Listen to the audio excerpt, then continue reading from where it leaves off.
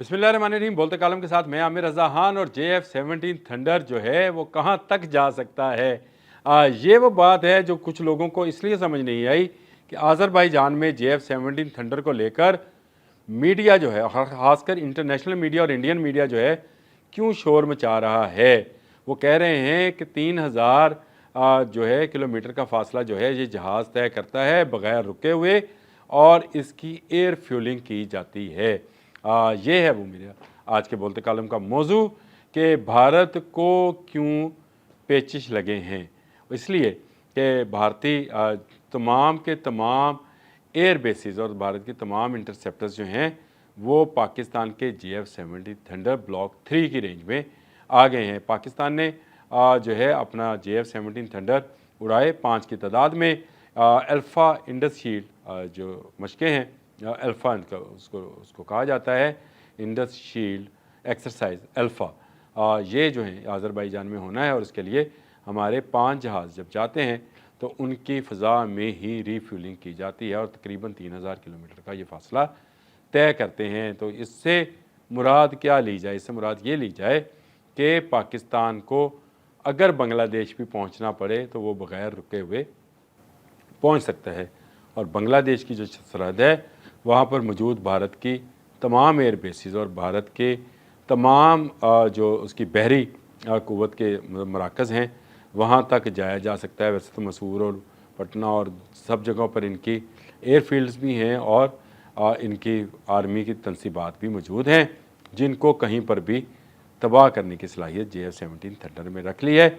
इस दफ़ा Indus shield है अल्फ़ा, इसमें जो JF-17 थंडर को भिजवाया गया है तो उसमें जदीद एवोनिक्स सिस्टम के साथ साथ जदीद एसआर रडार और BVR मिसाइल जो हैं वो भी शामिल हैं। जो रिपोर्ट हुए हैं 500 के 500 पायलट्स की वहाँ पर बड़ी पेशदराई की गई, जहाज़ों का इस्तकबाल किया गया और जहाज़ों के पायलट्स को बाकायदा सलामी पेश की गई और उनके उतरने पर एक जश्न की सूरत नज़र आती थी।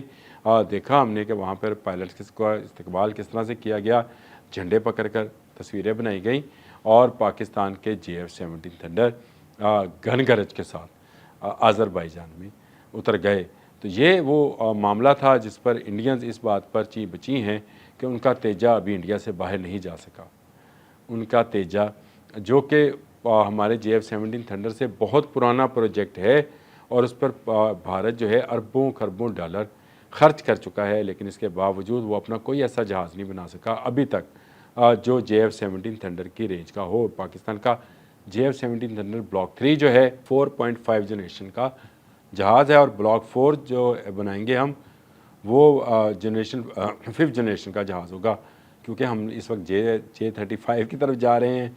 J10C पहले हमारे पास है, लेकिन हमारी अपनी प्रोडक्ट जो है वो JF-17 थंडर है। पिछले दिनों ये भी खबरें आई थी कि इसमें रूस का इंजन जो है उसको भी इंटीग्रेटेड किया जाना है, लेकिन उस पर भारत ने बड़ा शोर मचाया था। लेकिन अब भारत का, क्योंकि रूस के साथ वो मामलात नहीं रहेंगे, जिस तरह की पाबंदी अमेरिका ने लगाई है कि आप रूस से तेल नहीं ख़रीदेंगे, उसके बाद रूस के साथ जो उनके दफ़ाई मामलात हैं वो भी बिगड़ जाएंगे और पाकिस्तान बेहतर एक जहाज़ बनाने में, क्योंकि इसको 5th जनरेशन का जहाज़ बनाना है जिसके लिए उसको एक बेहतर इंजन की ज़रूरत है जो कि उसको मिल सकता है रशिया से।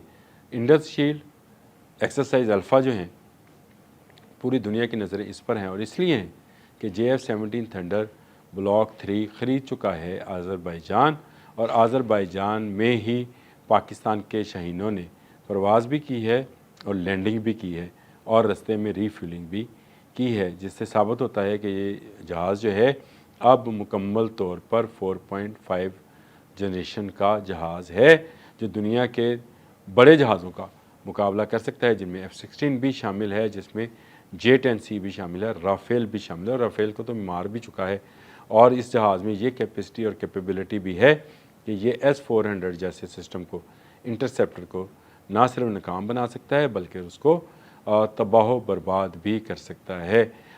इस बात पर इंडियंस, इसके जाने पर इंडियंस क्यों इतने चीं बची थे और क्यों उनका मीडिया बकबक कर रहा था, ये बात समझने की है कि JF-17 थंडर का आज़रबाईजान तक जाना इस बात का बैन सबूत है कि अगर हम पर कभी कोई ऐसा वक्त भारत लाने की कोशिश करेगा, जंग मसलत करने की कोशिश करेगा, तो फिर हम एक कोने से लेकर अमृतसर से लेकर कलकत्ता तक और अमृतसर से लेकर फिर बांग्लादेश के बॉर्डर तक जो है हम अपने JF-17 थंडर से भारत के तमाम नापाक इरादों को नीस्तो नबूद कर देंगे।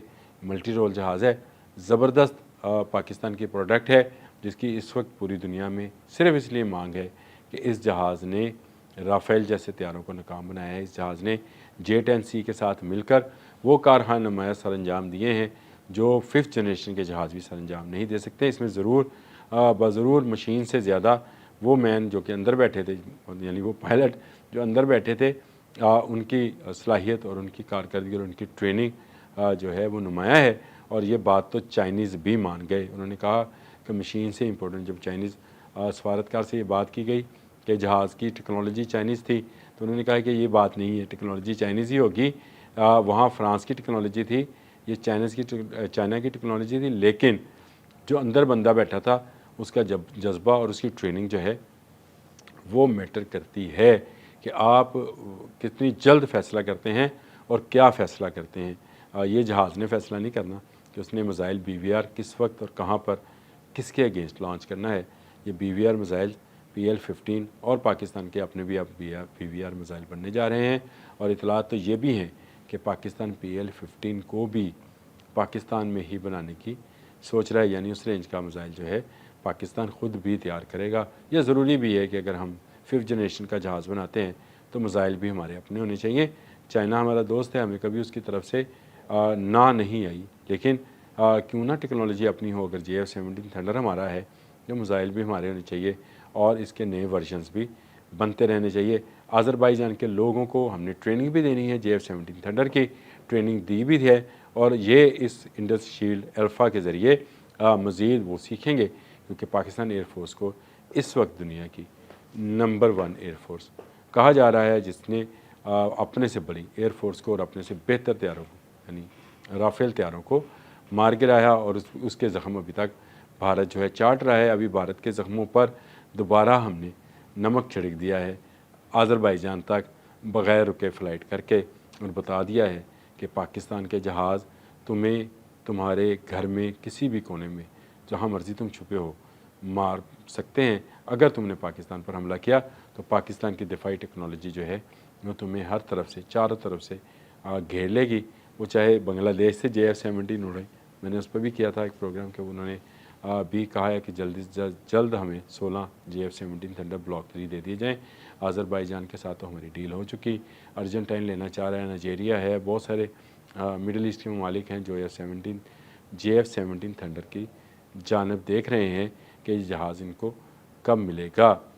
मैं एक मरतबा फिर पाकिस्तान के शहीनों को सैल्यूट करता हूँ कि उन्होंने JF-17 थंडर को अज़रबैजान तक उड़ाकर भारत को ये बता दिया कि उसका कोना कोना JF-17 थंडर के निशाने पर है। अब तक के लिए इतना ही। अल्लाह हाफ़िज़।